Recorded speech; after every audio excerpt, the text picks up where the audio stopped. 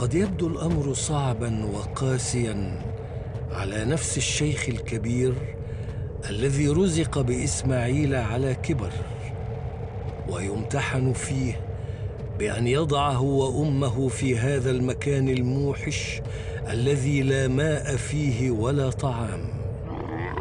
لكنها حكمة الله البالغة، فقد كان الأمر في ظاهره المشقة وفي باطنه كثير من الرحمات والخيرات.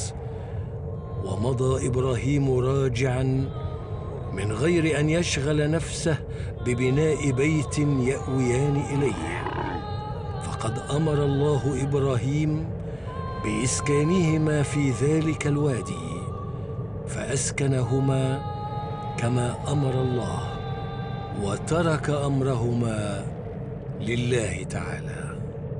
وعندما هم إبراهيم بالرجوع تبعته أم إسماعيل ونادته من ورائه. قالت هاجر: يا إبراهيم، إلى من تكلنا؟ قال إبراهيم: إلى الله. قالت هاجر: رضيت. قالت: أالله أمرك بهذا؟ قال إبراهيم: نعم. قالت هاجر: إذن لن يضيعنا. امتثلت هاجر للقضاء المحتوم، وتحلت بالصبر الجميل، ولم تلبث أن جف ضرعها، وأصبحت لا تجد لبناً ترضع به وليدها.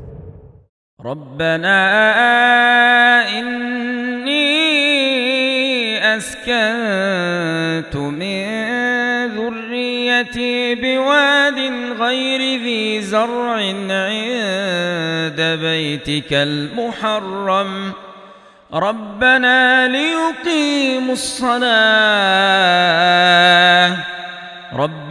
ليقيموا الصلاة فاجعل أفئدة من الناس تهوي إليهم وارزقهم من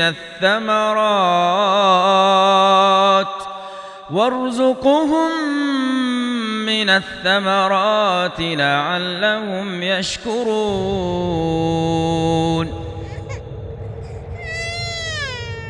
وأخذ الطفل ينتحب ويصرخ، وأمه تتقطع نفسها حسرات عليه، فتركته مكانه وصارت هائمة على وجهها تعدو وتهرول بين جبلي الصفا والمروة.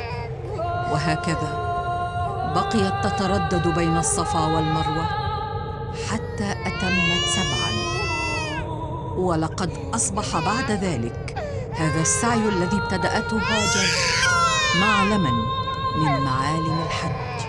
وهنا في هذه اللحظة البائسة أدركتها رحمة الله عز وجل الرحيم بكل شيء والذي لا يضيع عباده، وأخرج لها الماء من تحت أقدام وليدها، فقد أرسل لها جبريل عليه السلام ليضرب بعقبيه وجناحه الأرض، وانفجرت زمزم، وقال: لا تخافي الضيعة، وبشرها بأن هذا الغلام سيبني مع أبيه بيت الله، وأن الله لا يضيع أهله.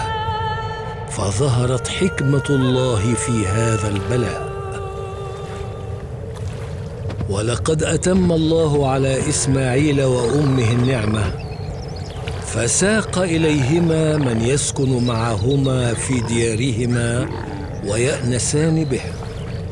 فقد مر قريبا منهما رفقة من قبيلة جرهم، رأوا الطير تحوم في الفضاء، وهم يعلمون أن هذا الوادي لا ماء فيه، فذهبوا واستأذنوا أم إسماعيل للإقامة بجوارها، فأذنت لهم. وشب إسماعيل عليه السلام فيهم، وتعلم العربية، وتزوج منهم، ثم جاء أمر الله إلى إبراهيم وإسماعيل ببناء الكعبة. أبو الأنبياء بنى كعبة، رفع قواعدها علاها، غرس فيها بذور توحيد، رواها نبينا ورعاها. ودعا إبراهيم دعوته المباركة لبعثة النبي محمد. علمت أن رسول الله صلى الله عليه وسلم ينتوي الحج. وقد حج النبي صلى الله عليه وسلم في السنة 10 من الهجرة، وكانت حجة الوداع. ويا له من مشهد عظيم ومهيب، حيث التفت كل قبائل العرب حول رسول الله للتعلم منه أمور دينهم. اهتم النبي بتعليم أهل بيته والمسلمين مناسك الحج على شرع إبراهيم عليه السلام، وهدم كل أفعال الجاهلية وقال: خذوا عني مناسككم. وها هو يكمل بجوار غار حراء عند الصخرات من جبل عرفة، وحول رسول الله صلى الله عليه وسلم 130,000 من المسلمين يمثلون جزيرة العرب قاطبة، يقتدون بالنبي صلى الله عليه وسلم ويشاهدونه ويسمعون منه ويتلقون عنه. وكانت حجة البلاغ والوداع، وقد خطب فيهم رسول الله عدة خطب، ومنها خطبة عرفات، والتي سميت بخطبة الوداع، فخطب في الناس وقال صلى الله عليه وسلم: إن دماءكم وأموالكم حرام عليكم كحرمة يومكم هذا في شهركم هذا في بلدكم هذا. ألا إن كل شيء من أمر الجاهلية تحت قدمي هاتين موضوع، ودماء الجاهلية موضوعة، وإن أول دم أضع من دمائنا دم ابن ربيعة بن الحارث بن عبد المطلب، كان مسترضعا في بني سعد فقتلته هذيل. وربا الجاهلية موضوع، وأول ربا أضع ربانا ربا عباس بن عبد المطلب، فإنه موضوع كله.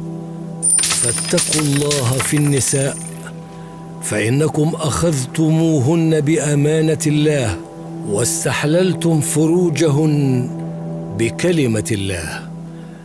وإني قد تركت فيكم ما إن تمسكتم به لن تضلوا بعدي أبدا، كتاب الله وسنتي، وأنتم تسألون عني فما أنتم قائلون؟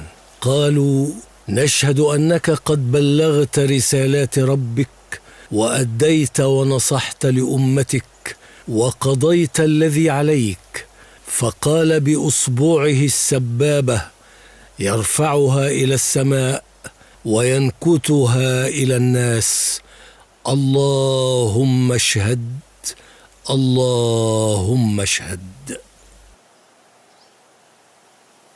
تتابعت الأمارات الدالة على وفاة النبي صلى الله عليه وسلم، فنزلت الآيات القرآنية واضحة صريحة تتحدث عن موته صلى الله عليه وسلم: إنك ميت وإنهم ميتون. تسمعها في ليل العابدين مزامير ترتلها ثغور الذاكرين الله كثيرا والذاكرات، لكن الصحابة رضي الله تعالى عنهم لم يكونوا يحسبون أنه يكون، فقد جبلت القلوب على التعلق بالمحبوب، فكيف بالنبي صلى الله عليه وسلم؟ فكان مما قاله صلى الله عليه وسلم في حجة الوداع: لعلي لا أراكم بعد عامي هذا.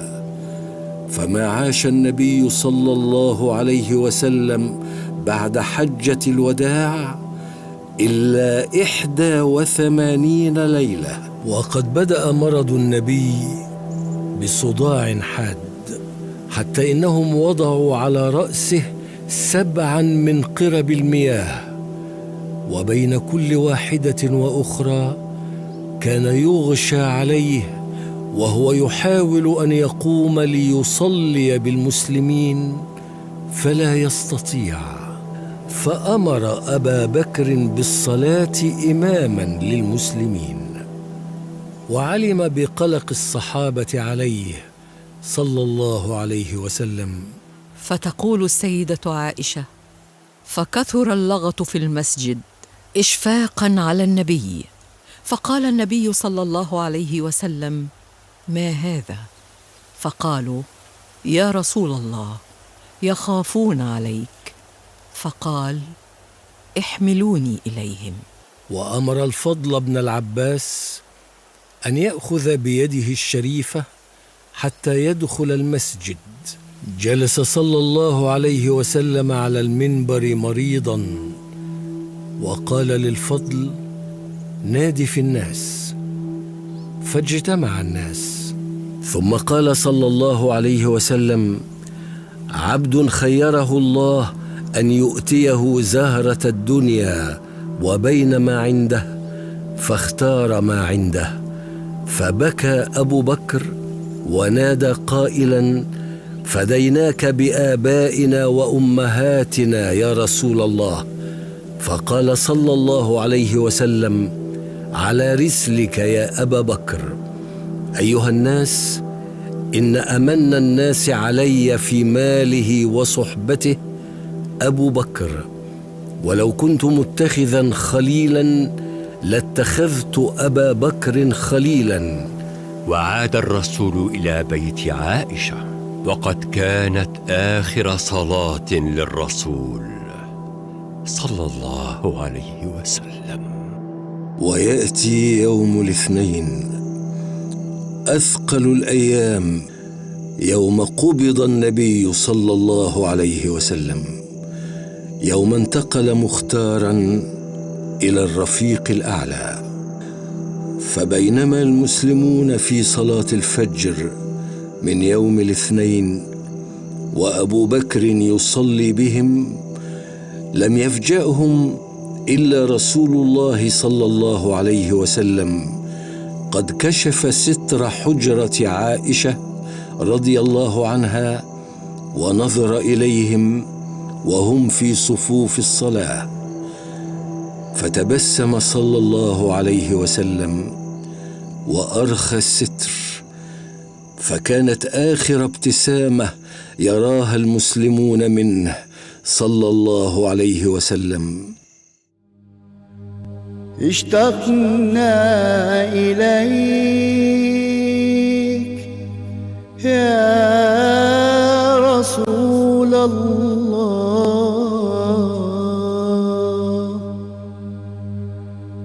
اشتقنا إليك يا حبيب الله،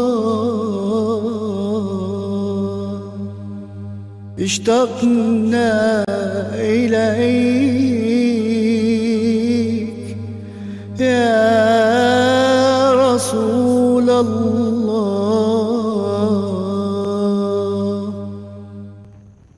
وينقطع خبر السماء، ويتوقف جبريل عن أمر عزيز جد عزيز أشرقت به الأرض وسعدت به السماوات. إنه وحي السماء، وكان آخر يوم من أيام الدنيا وأول يوم من أيام الآخرة. وقد دعا النبي فاطمة رضي الله عنها في شكواه الذي قبض فيه، فقالت له وهي تبكي: وكرب أبتاه. فقال: لا كرب على أبيك بعد الآن. وأخبرها أنه سيقبض في وجعه هذا، فبكت. ثم أخبرها أنها أول أهل بيته لحاقا به، فضحكت. في هذا الضحك وفي ذلك البكاء على برزخ الفراق بين الدنيا والآخرة أخلص الود والحنان بين الآباء والأبناء، سرها بنبوته وسرها بأبوته، فضحكت ساعة الفراق لأنها ساعة الوعد باللقاء. وأسند النبي صلى الله عليه وسلم رأسه إلى زوجته عائشة، وأخذت سكرات الموت تتغشاه، وكان بين يديه إناء فيه ماء، يدخل يده في الماء فيمسح به وجهه ويقول: لا إله إلا الله، إن للموت سكرات، اللهم أعني على سكرات الموت. تقول السيدة عائشة: فسقطت يد النبي وثقلت رأسه على صدري، فعرفت أنه قد مات، فلم أدر ما أفعل.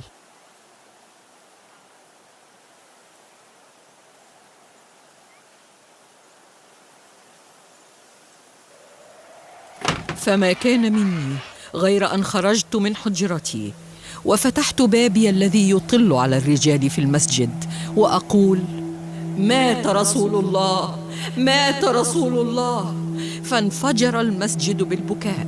مات رسول الله صلى الله عليه وسلم مطمئنا على الإسلام، داعيا لأمته بالخير.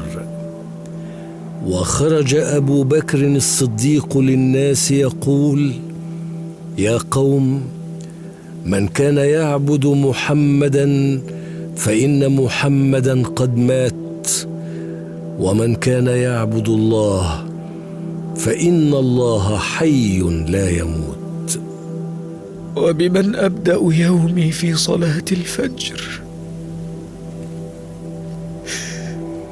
وكيف لي أن أدخل مسجدك وأنت لست فيه؟ بأبي أنت وأمي يا رسول الله. وقالت فاطمة: أطابت أنفسكم أن تحثوا على رسول الله التراب.